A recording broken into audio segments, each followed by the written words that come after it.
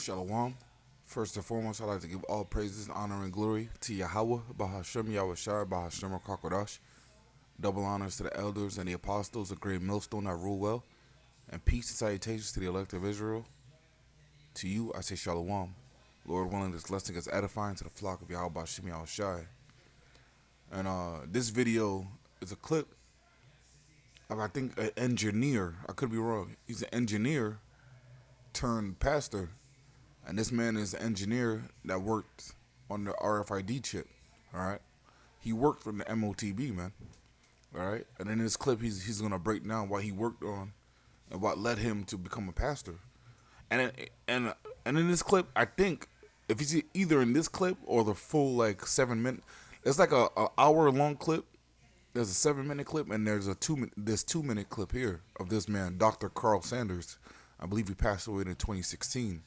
I'm not sure when this video is from. I think, if I'm not mistaken, it's from 2003, 2002, around that time. But the bigger dude on the left is Dr. Carl Sanders. I believe the dude on the right is a translator. So every time he speaks, you see the video get cut because the translator is speaking. So this is only going to show the English talking part. But I'm not going to play this video. I'm going to post this video I'm going to post a link to this video in the description box, Lord willing, because, I'm being, skeptical of what I post from now on, because Jake not trying to get struck, man. Being struck is annoying, man. It's the most annoying thing in the world. And it's slocky. No, it's not. But it's still annoying, right? Because you're getting struck for basically repeating the words of Yahweh Shem Yahshai and repeating the words Esau Edom say themselves, man. Everything we say, Esau Edom ends up admitting to or saying is true down the line, man. Just because, men of the Lord say it first doesn't make it untrue, man. All right? But in this video, I believe he mentioned a name, Bob Gates. And Bob Gates is the father of Bill Gates. So you got to imagine what time we're coming into, man. All right? And this video here, I'm going to play. And a guy explains how smartphones will eventually go away, and how which will lead to the next technology. And the next technology is going to be the MOTB, man. The next technology is here. It's been here. It just hasn't been mandated yet. All right. And Lord willing, we're waiting for the collapse of the U.S. dollar and the global economy that'll usher in a new form of currency, man, which will be digital. All right. But I'm going to play this video, get into some scriptures. Smartphones, which we all know is coming. For people who are resistant, what are they not seeing about this? They're not seeing that they are cyborgs right now. So they are cyborgs right now because they cannot exist without a piece of technology. They think that the technology is not embedded in them, but it is. It happens that you carry a phone in your pocket or purse. But the phone is embedded in you. You do not exist without that phone. I mean, the nightmare of anybody connected to data right now is to get that data wide. That's why you have cloud services. That's why you have Amazon Cloud. Like all of these cloud services, which become the new phone. What people are missing is that every technology is fundamentally a bridge to the next technology. It is what human nature is about. We are seeking always the lowest energy state, manifested as industrialization. Yeah, this is straight propaganda. This is straight telling you that, accept the next change that's coming. Because you're already a cyborg. See, they're trying to merge man with machine. Transhumanism, man. And that's off, man. They think that they could create man or change man better than the Lord created them. When they themselves don't even understand man fully, man. They don't know what the mind is. They don't know what the spirit is, right? They can't even study the brain, because you can't study the brain. You can't study the brain while somebody's alive, and you can't study the brain while somebody's dead. They can understand it, how it's sending signals and things of that nature. They can't replicate it at the end of the day. They can't replicate the Lord's creation, so they're trying to alter it to make it better. They're trying to obtain immortality and everlasting life outside of Yahweh Shai, man, and that's impossible. even though it's impossible for heathens to receive that, right? But it's impossible for that, man. There's only one way into the kingdom, man. Only one way into life, and that's through Yahweh Shai, man.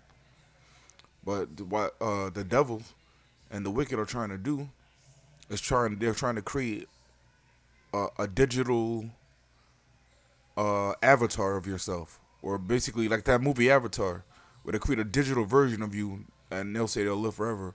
This is why they're absorbing and collecting data on you 24/7, so they can build a digital version of you and say this will live forever, as long as you pay a monthly fee or something like that.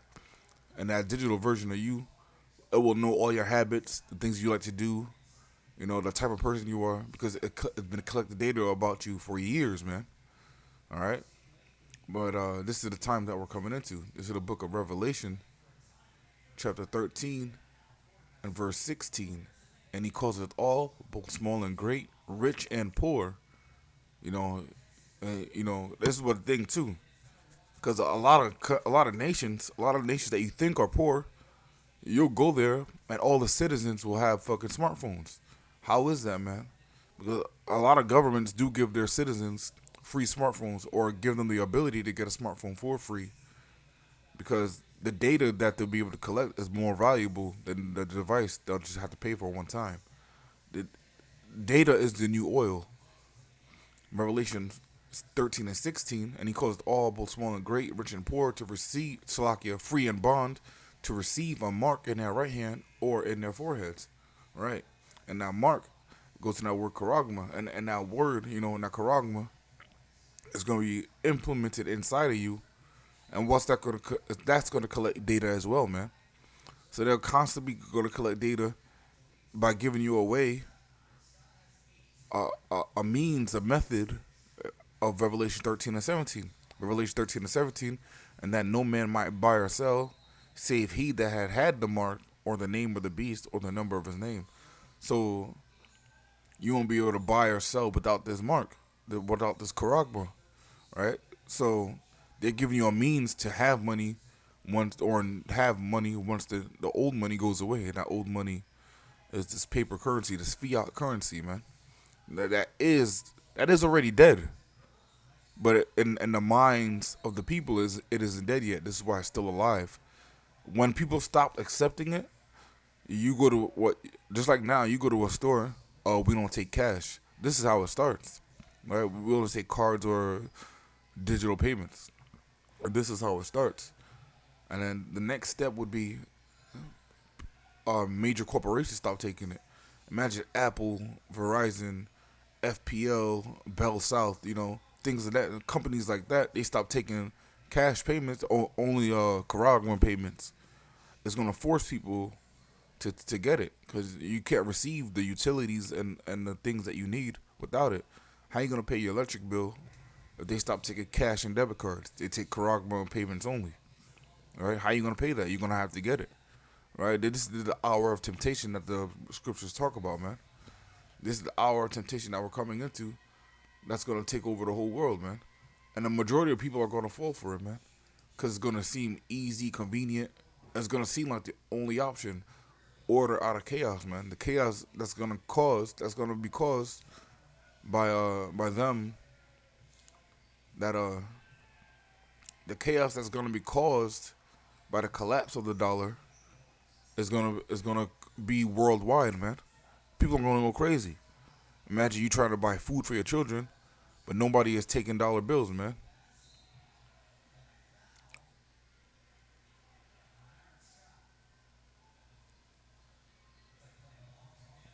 Revelation 3 and 10.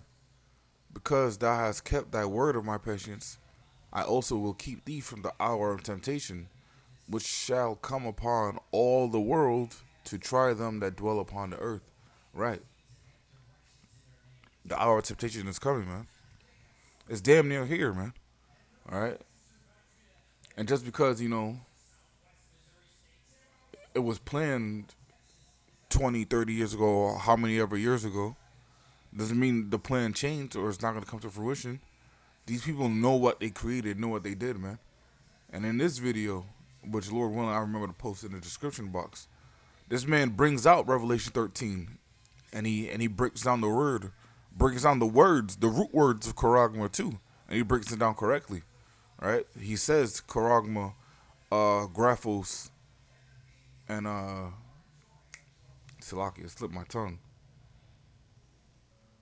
Oh, shit, I'm right here. Let me just go to it real quick.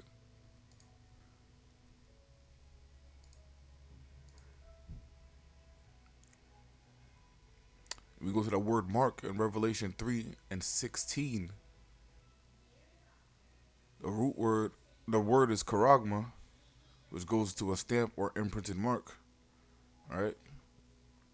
And from the same of the root word karax and graphos, all right, a pale or stake, a palisade or rampart. And he breaks this down, man. He breaks this down, and he also breaks down Chi Psi Sigma, the 666 as well.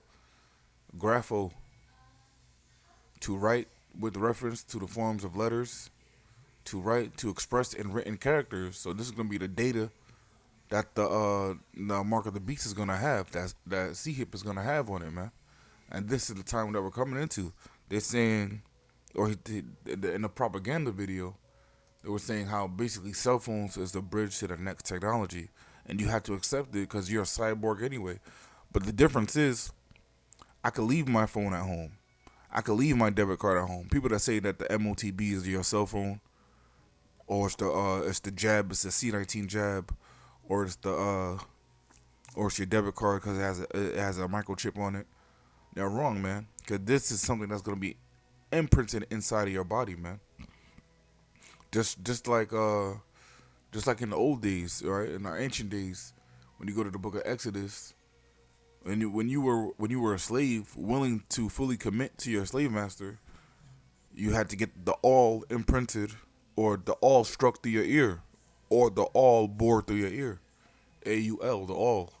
So when that awl bored through your ear, you were cool with the conditions and the wife and children that you received from your master. And this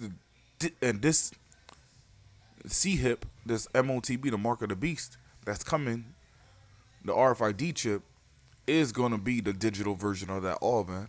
Once you take that, you're signifying to the Lord that you're willing to serve the image of the beast and your masters forever, man. You're not willing to serve the Lord.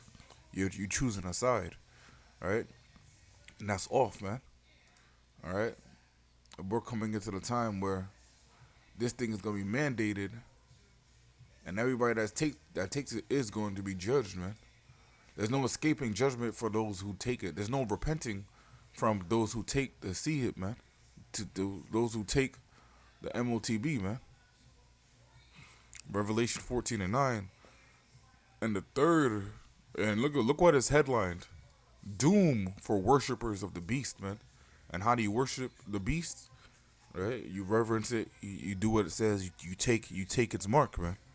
You take that RFID, and in this video too, the engineer, Dr. Carl Sanders, he says that when he was working on the chip, how they came to him saying that they wanted a chip for something, and then they changed it. They said they want this inside the body or something, but he said he needed a temperature change to charge the C-hip, to charge the RFID chip.